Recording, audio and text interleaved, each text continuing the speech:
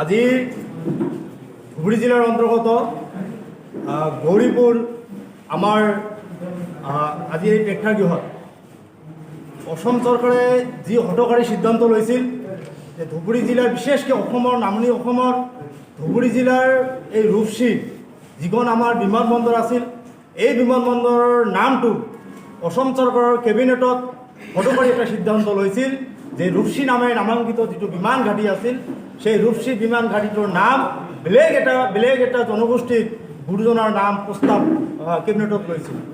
সেই প্ৰস্তাৱ অনুসৰি আজি আমাৰ বৃহত্তৰ আজি প্ৰধানমন্ত্ৰী জনগোষ্ঠীৰ বিভিন্ন দল সংগঠন আজি আমাৰ এই যে ইয়াত আমি বিভিন্ন দল সংগঠন একগোট হৈছোঁ আৰু সেই একগোট হোৱাৰ পিছত আমি কিছুমান সিদ্ধান্ত লৈছোঁ। নিশ্চয় সেই সিদ্ধান্তবিলাক কি কাৰ্যপন্থা হাতত লোৱা হ'ব অনাগত দিনত নিশ্চয় আমাৰ আজিৰ এই সভাৰ সভাপতিয়ে প্ৰকাশ কৰিব। কিন্তু আমি এই দুখেৰে আজি আপোনালোকৰ জৰিয়তে আপোনালোকৰ মাধ্যমেৰে জৰিয়তে মই অসম চৰকাৰক বিশেষকৈ মুখ্যমন্ত্ৰী ডাঙৰীয়াক মই দাবী জনাইছোঁ, অবিভক্ত গোৱালপাৰা আক্ৰাসু তথা আমাৰ আন এটা গোটৰ আক্ৰাসুৰ সভাপতি আৰু আন এটা গোটৰ সভাপতি আছে, বিটিআৰ আক্ৰাসুৰ সভাপতি ইয়াত আছে, আমাৰ অবিভক্ত গোৱালপাৰা সন্মিলনীৰ সভাপতি আছে আৰু সন্মিলনীৰ সভাপতি নিজে আছে।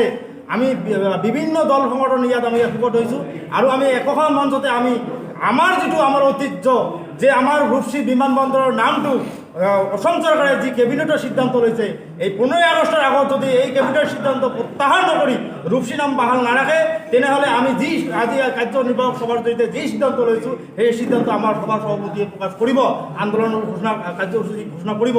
কিন্তু আমাৰ এইটো সন্দেহ হৈছে যে গোজৰাজবংশী জনগোষ্ঠীক আজিৰ দিনত আজিৰ প্ৰেক্ষাপটত আমাক জনজাতিকৰণ দিব লাগে।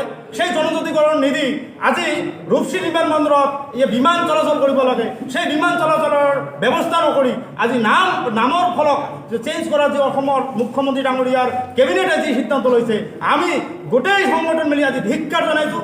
এই ধিক্কাৰ জনাইছোঁ, এনেকুৱা ধিক্কাৰ জনাইছোঁ যে অসম চৰকাৰ এই কোচৰাজবংশী জনগোষ্ঠীক নিঃশেষ কৰাৰ এটা পলিচি কৰিছে।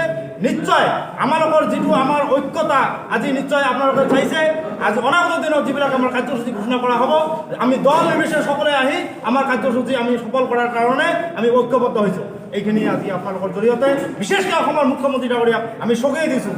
যদি 15 আগষ্টৰ ভিতৰত যদি আমাৰ এই ৰূপসী বিমান ঘাটিৰ নামটো যদি বাহাল নাৰাখে বা তেওঁলোকৰ যিটো প্ৰস্তাৱ এই প্ৰস্তাৱ প্ৰত্যাহাৰ নকৰে তেনেহ'লে 15 আগষ্টৰ দিনত কি আন্দোলনৰ আমাৰ কাৰ্যসূচী আজি লোৱা হ'ব আমাৰ সভাৰ সভাপতিয়ে ইতিমধ্যে সবে গম পাইছে যে আমাৰ ৰূপসী যে ঐতিহাসিক বিমানবন্দৰ, এই বিমানবন্দৰৰ নামটো পৰিৱৰ্তন কৰি কালীচৰণ ব্ৰহ্ম তেখেতৰ নামত এই বিমানবন্দৰটো হ'ব লাগে বুলি অসমৰ কেবিনেটে ইতিমধ্যে এটা সিদ্ধান্ত লৈছে। এই সিদ্ধান্তৰ আমি তীব্ৰ বিৰোধিতা কৰিছোঁ, কাৰণ এইখন বিমানবন্দৰ আমাৰ ৰূপসীৰ জমিদাৰ জগদীন্দ্ৰ নাৰায়ণ চৌধুৰীৰ তেখেতে প্ৰদান কৰা মাটিৰ ওপৰত এই বিমানবন্দৰখন অৱস্থিত। আৰু তেখেতৰ যে ঘৈণীয়েক আছিল ৰূপসী, যিটো আমাৰ ৰাজবংশী লেংগুৱেজত ৰূপসী মানে বিউটিফুল, এই ঘৈণীয়েকৰ নামত এখন তাত ৰেভিনিউ ভিলেজ আছে, এই ঘৈণীয়েকৰ নামত তাত নদী আছে, তাত ব্লক এখন আছে। আৰু বিমানবন্দৰটো যেহেতু তেখেতসকলৰ মাটিৰ ওপৰত আজি তৈয়াৰ কৰা হৈছে, এই বিমানবন্দৰটোৰ নামো এই ৰূপসীৰ নামতে বা ৰূপসী বুলি নামাকৰণ কৰা হৈছে।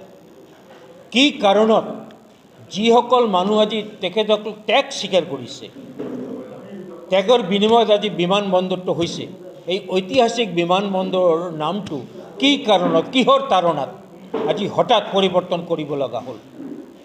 এই সন্দৰ্ভত যেতিয়া বিমানবন্দৰ মানে চালু হোৱা নাছিল তেতিয়া এটা সময়ত আমি CM ছাৰৰ লগত আমি বহিছিলোঁ। সেইদিনাখন আমি দাবী কৰিছিলোঁ যে আমাৰ জনগোষ্ঠীয় কোনো নেতা বা নেত্ৰীৰ নামত এই বিমানবন্দৰটোক নামাকৰণ কৰা হওক। তেতিয়া সেইদিন কিন্তু তেখেতে জবাব দিছিল যে আইনটো এইটো ছাপোৰ্ট নকৰে, এতিয়াৰ কোনো ব্যক্তি বিশেষৰ নামত কোনো বিমানবন্দৰ এইবোৰ তৈয়াৰ কৰা নাযায়। আজি কেনেকৈ এই আইনটো পৰিৱৰ্তন হ'ল, কেতিয়া হ'ল, এই আইনটো হ'ল কেতিয়া আৰু পৰিৱৰ্তন হ'ল কেতিয়া, এই বিষয়টো আমি নাজানো। গতিকে আমি এইটো ধাৰণা কৰি লৈছোঁ, এইটো আমি বুজি লৈছোঁ যে কোনো এটা